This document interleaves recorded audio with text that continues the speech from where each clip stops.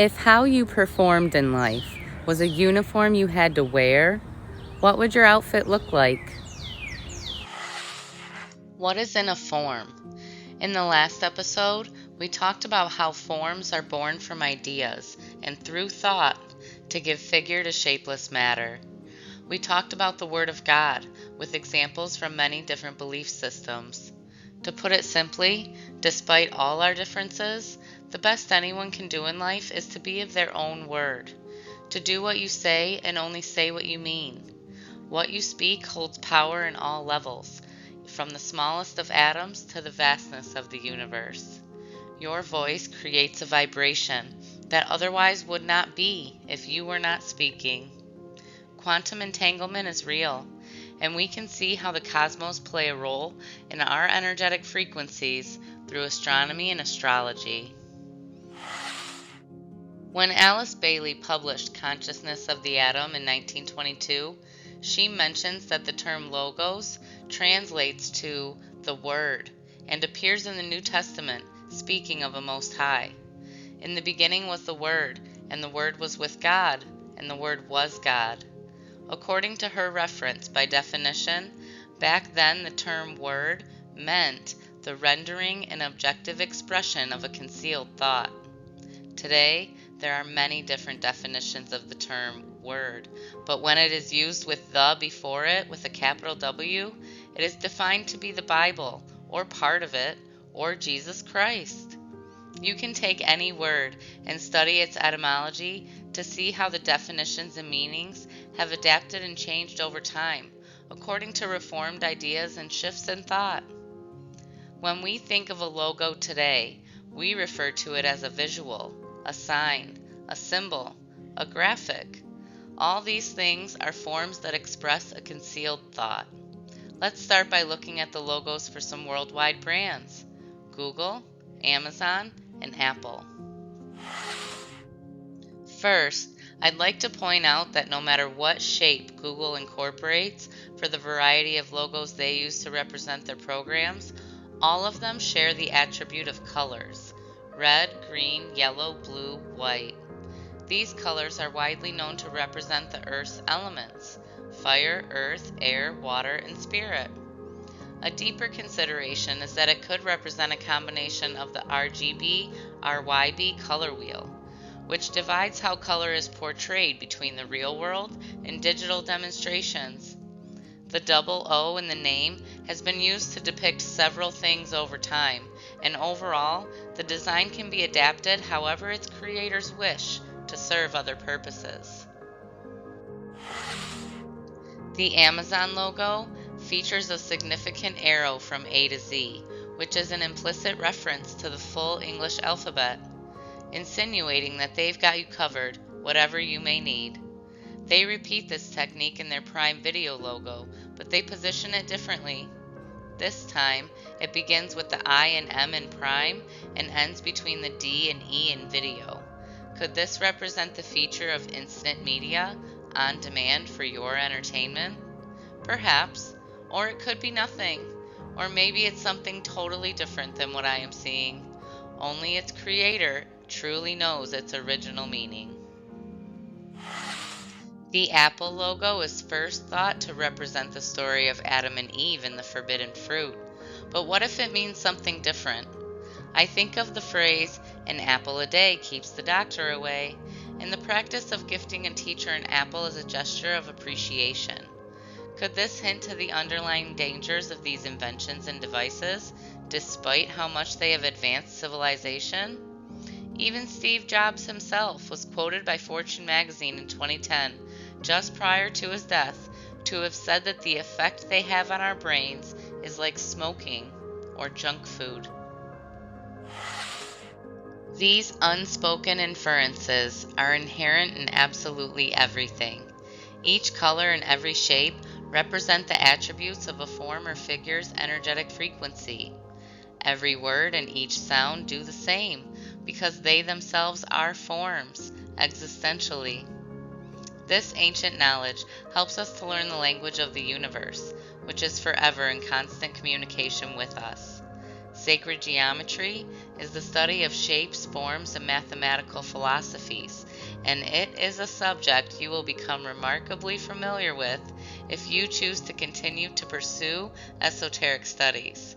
A good starting point would be the 5 Platonic solids, which are the 5 three-dimensional shapes found in nature, and they represent the elements. From Plato to Plato, where does Google go? A witness of matter to a wallet of media.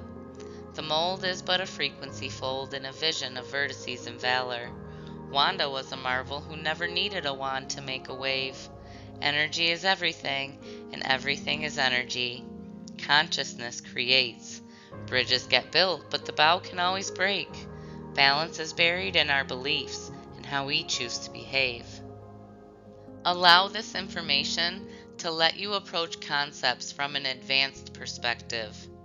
Now that you know the basics of energy and can view it as the functioning of intelligence, your attention will begin to naturally become more focused, heightening your awareness. This is a very profound experience. You may notice that colors seem brighter or hold more vibrance. The surroundings of your environment may seem sharper and more defined in their forms. You may even venture to consider the possible meanings of some aspects being removed from certain logos and imagery of our society. For example, the alleged cornucopia that is no longer in the Fruit of the Loom logo, or the debate on whether Richard Simmons wore sweatbands or not. These types of subtle and otherwise undetectable changes hint to a collective subconscious shift in energy happening far beyond the access of an individual mind and presenting itself into our physical world. From the surface, these seem like changes that would not greatly impact the larger collective of society, but by widening our perspective, we can see what it may imply. If you haven't yet, please check out my video on the cornucopia for more information on this topic. Now let's review. We know everything is energy and all is made of atoms. We know atoms are intelligent and responsive to stimulation or influence. We know forms originate from ideas developed through thought and in action are then manifested into creation as expressions of energy. We have the word and we have forms. From every idea comes a wave of thought that makes a frequency of energy. These waves are always awake, from the gas ball in the sky that supports and fuels life to the very gleam in our mind's eye that allows us to better perceive surroundings in our own individual lives. From an esoteric angle, this reveals much more significance and sentiment in the lyrics of Amazing Grace. I once was lost, but now I'm found. Was blind, but now I see. On Earth, there are 4 foundational kingdoms of nature, and these roots of realism connect us to the physical world. The mineral kingdom, the plant kingdom, the animal kingdom, and the human kingdom. There are also 4 foundational states of matter, and these defining principles sort out all forms and figures that have been integrated into our life experiences. These basic states are solid, liquid, gas, and plasma. While 99.9% of all matter is comprised of plasma, our educational systems chose to only focus on the other 3 because they can easily be observed.